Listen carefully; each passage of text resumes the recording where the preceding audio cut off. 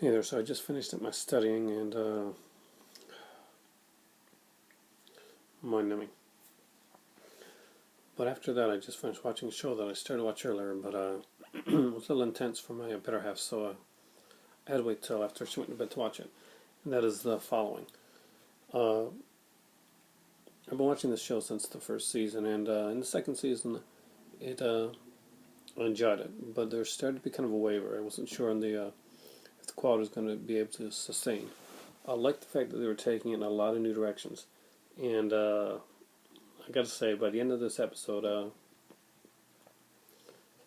the cult of Carol now is much more, it's much creepier in some ways, and less of a gimmick than in the first season. I this was a brutal episode. If you've never watched the show before, I suggest you go back to the first season and watch that. You're definitely going to need it for this one. And but as far as the episodes go, this is probably one of the most blood-filled death episodes of the entire series.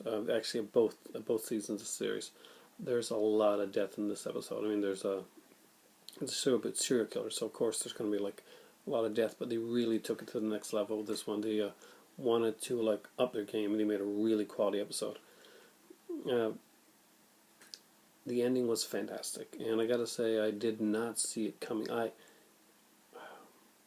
Near the end, when the bag was put on his head and I kind of got an idea that something was up, and I did think about this character, but this episode was called Unmasked, which was a good way to keep things hidden. We had a lot of revelations in this episode. We got to see Joe Carroll's FBI mole being, which we knew about, but actually being brought down. We got to see the return of Joe Carroll to society. His talking about becoming, his resurrection sort of thing. His coming out party, basically, to let people know that he is still alive. And he did it in quite a brazen and bold way. And the end of the episode was incredible. I am such a big fan of the series right now. There are so many great genre shows on right now. Shows like The Following, Hannibal, Bates Motel, Blacklist. Just so many great shows. And if you haven't caught The Following yet, it has been fantastic. Some people have got an out-and-out hatred towards the show without even watching it. So there's a group of people online that just troll the show, and it really bothers the hell out of me. Which is why, by the way, I don't usually say more about this series, because it's a series I love. It's a series that I like to talk about and talk to my friends about. But it's one of those that just a certain like niche of the community likes to really rag on the show. And I'm guessing a lot of shows like that. Hannibal has its detractors, and I'm sure Bates Motel has its detractors as well. But it's really worth checking into if you've only seen a little bit and you're not sure, and you think it's just it's kind of a gimmick show. It's not. It's got some quality acting in there. Kevin Bacon, of course, Ashmore, James Purfoy, the girl that plays Emma is gorgeous, and my favorite Psycho. And of course, we have the warring houses of psychotics in this one. This season has upped this game a lot. It was kind of unsure at first, I think, where we didn't really know where it was going.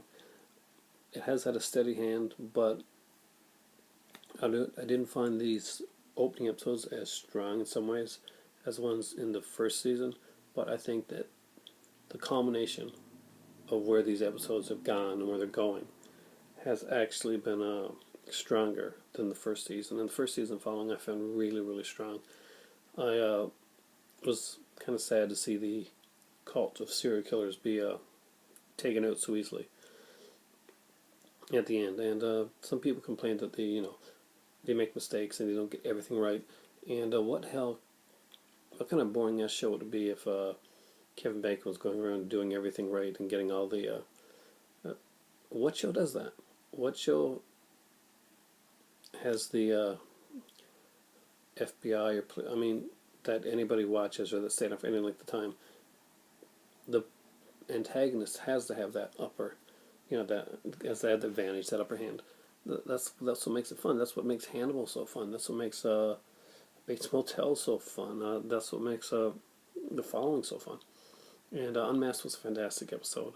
And if you haven't seen The Following, I really strongly recommend the series. If you gave it a chance before and you kind of fell off, it's getting really good, and I do recommend that you give it another try. For me, I find it a fantastic show.